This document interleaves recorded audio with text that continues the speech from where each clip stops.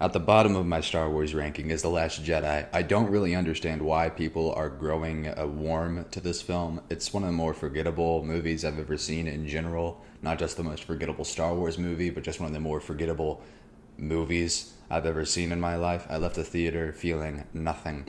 Above that, you have The Rise of Skywalker. And The Rise of Skywalker, it's just a little less nothing than The Last Jedi. I went out of The Rise of Skywalker gaslighting myself, saying that was a good movie. That was good. They had the lightsaber fight, and the Palpatine guy, and the electric force stuff. And, they had all the ghosts of all the dead people and whatnot. But I've come to realize that The Rise of Skywalker is just really a poor excuse for a sequel. And to top off the bottom third of my Star Wars ranking is The Force Awakens.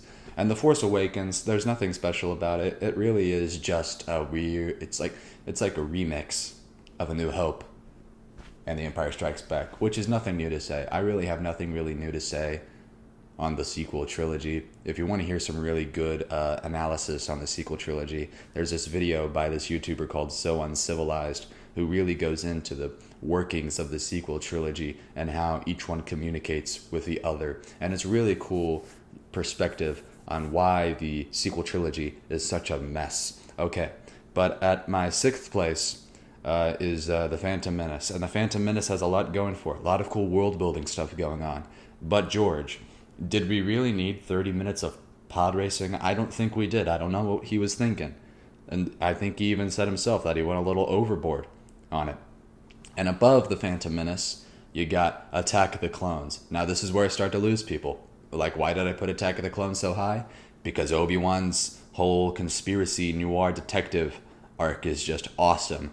Like, I don't really care for the Anakin and Padme stuff, but Count Dooku, Jango Fett, Kamino, Geonosis, Kenobi going after the secrets, the mystery of what happened and who the clones are.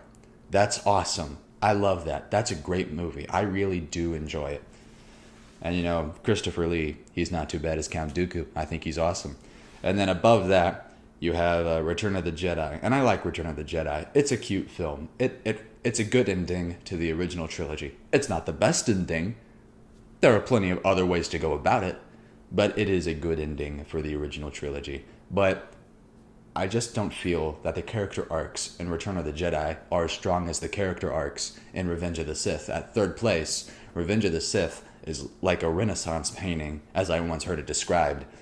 It's the savior of the galaxy being dragged into the pits of hell and being transformed to this mechanical beast by Satan himself. And I have a soft spot for Revenge of the Sith, I'll admit. It was the first movie that I ever remember watching, and I remember seeing Darth Vader's face rise up on that metallic platform, and oh my gosh, I was blown away, and I was like, that's what I want to do. That's awesome.